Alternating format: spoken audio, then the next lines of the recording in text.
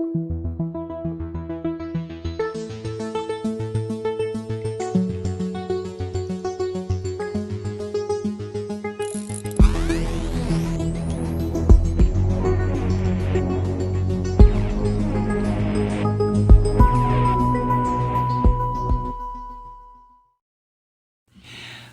have a guest essay here. It was written by one Susanna Meadows. She's the author of a book entitled The Other Side of Impossible, Ordinary People Who Faced Daunting Medical Challenges and Refused to Give Up, end quote. Obviously a book about that particular topic. But she recently took a vacation, to Yosemite. And what she saw was devastating. And as if this were an Uncle Bob's Story Corner,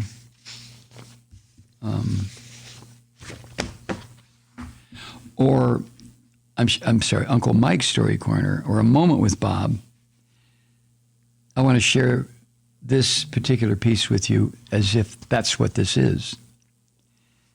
She writes, I recently visited Yosemite National Park after decades away.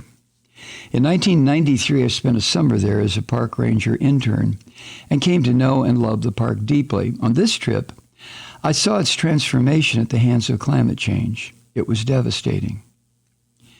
Coming into the park from the south, up California 41, I looked out onto mountains that appeared studded with giant, charred toothpicks. The 2018 Ferguson fire had decimated this once magnificent forest. Other trees were dying off, victims of bug infestations, abetted by warming temperatures and milder winters. The waterfalls were pathetic wisps in the wind, shadows of the lush white horsetails that spilled down the summer I lived there. Wildfire, tree death, and dwindling waterfalls are natural occurrences, but these problems are exacerbated by climate change, according to the National Park Service. With the worsening heat, it hit 104 degrees in the valley this month, you can't enjoy being there as much. The West Coast is being battered by those three awful cousins, drought, heat, and wildfire. When will the hot weather leave certain unforgettable vertical hikes, like to the top of Half Dome, out of reach? Yosemite's last two glaciers are rapidly retreating. They will most likely disappear in a few decades, threatening the summer and autumn water supply in these mountains. By the time I visited in the first week of July, some of the streams in the high country, relied upon by animals and backpackers alike, were already dry. The river that threads through the valley, the Merced, was low and listless. When I lived alongside it years ago, it was so swollen with melted snow and the rapids so loud, I would have to close my window before making a phone call. The evidence of our planet's warming is all around us. But many of us have been able to comfort ourselves, if only slightly, with the knowledge that the more cataclysmic fallout is still a ways off, and that it may be preventable. Perhaps the gradual nature of the worsening conditions we see every day has lulled us into a sense of complacency. What I saw in Yosemite feels like a wake-up call that's come too late. The park is an international treasure, a UNESCO World Heritage Site, and climate change is trashing it. If we can't even protect protected land, then what about more vulnerable targets of climate catastrophe, like the people we care about? That Edenic summer, so many years ago, stewards like me worried about things that now seem picayune: tourists littering, climbers drilling holes into El Capitan. We broke up fire rings because we thought they marred the wilderness. We patiently explained to backpackers how to hang their food to keep it away from bears. The principles of leave no trace, those principles were our religion. We thought we were safeguarding a hallowed place, but we were learning how to swim when a tsunami was coming. Back then, I fell hard for Yosemite's awesome beauty. But over those months of reaching deep into its canyons and meadows along the veins of hiking trails, what awed me most was its might, its invincibility. The 3,000-foot cliff drops and rushing waters were gorgeous, but they were threatening too. Yosemite's, and by extension nature's, power felt limitless. The park's magisterial hunks of granite have been there for what feels like forever. Part of the Sierra Nevada range that forms the backbone of eastern California, they were shoved up into peaks millions of years ago. Later, a glacier carved the U Valley, the U-shaped valley. We humans, I was sure, could do nothing to this place by comparison. But now, almost 30 years later, in what might be the most profound shift of all, the power dynamic between humans and Yosemite has changed. To see nature so vulnerable not only feels depressing, but wrong and disorienting and scary.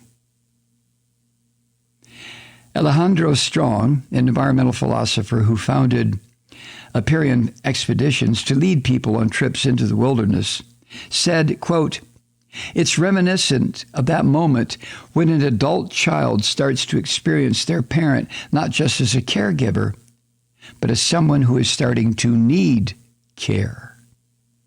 End quote. He and I talked about the transcendentalists, Emerson, Thoreau, Fuller. Their accounts of nature are that it's perfect, Dr. Strong said. He added, "You would go and learn from the limitless teacher. Nature was pure truth. It offered access to the infinite, a stand-in for God." End quote. Yosemite, brought to its knees, shows how naive it was to think that. We've had it upside down all along. Nature wasn't ever invincible, and we know this because we've been able to hurt it so much, Dr. Strong says. Because we had a long period of stability until recently, we thought nature was all-powerful, that it would be here forever. Dr. Strong said, quote, "We're being shocked out of that now." End quote.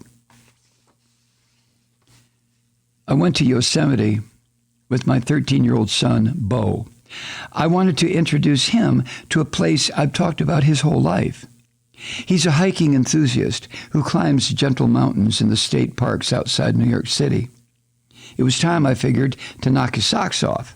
I was not expecting to leave Yosemite writing a kind of obituary for it. That first glimpse that Bo got of the valley, its colossal polished granite walls facing off against each other, still delivered. Yosemite isn't over yet. He had seen plenty of photos of that view, but he said, quote, "I had no idea it would be this pretty," end quote. What he didn't see, because he wasn't there before, was the startling emptiness in the right side of the postcard. With this year's snowpack below average, Bridal Veil Fall was a trickle sooner in the year than it once would have been. I wish he'd had a chance to see it the way it was before. A piece by Susanna Meadows, who is the author of The Other Side of Impossible, Ordinary People Who Face Daunting Medical Challenges and Refuse to Give Up. Just one more little bit of input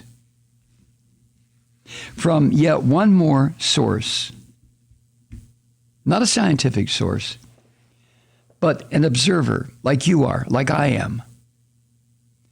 You know, I've lived in the shadow of the North Georgia mountains for close to 50 years now. I've spent an awful lot of time in these mountains. And I know, compared to the Rockies, compared to the mountains out west, these are gigantic hills. I get that. But they're also the oldest mountains on this continent. maybe on Earth, the Appalachians. They have been ground down by time and weather and time and seismic shifting. But to me, the mountains, whether you call them the Smokies, the Appalachians, they've got several names, but the mountains that extend from where Georgia and Alabama come together in the northwest corner of Georgia all the way up into Maine. That mountain range to me, although I've never walked the entire length by any means, but that mountain range to me is, well, it's where I go. I don't go to the ocean when I want to be alone. And I can be alone in a crowd, you know what I'm talking about. I go to the mountains because the power in the mountains, the silence, the power, the majesty is so much different from some people might consider a similar situation on the seashore. But to me, it's the mountains. And I've seen the changes up there. I watched a huge die-off about 25 years ago of a certain species of evergreen tree. That die-off has ended, but it was caused by an infestation of a certain kind of beetle. And the beetle was here because of, it's not a native beetle, but it was here in this part of the United States because the weather had changed to the degree that this little creature could survive and destroy.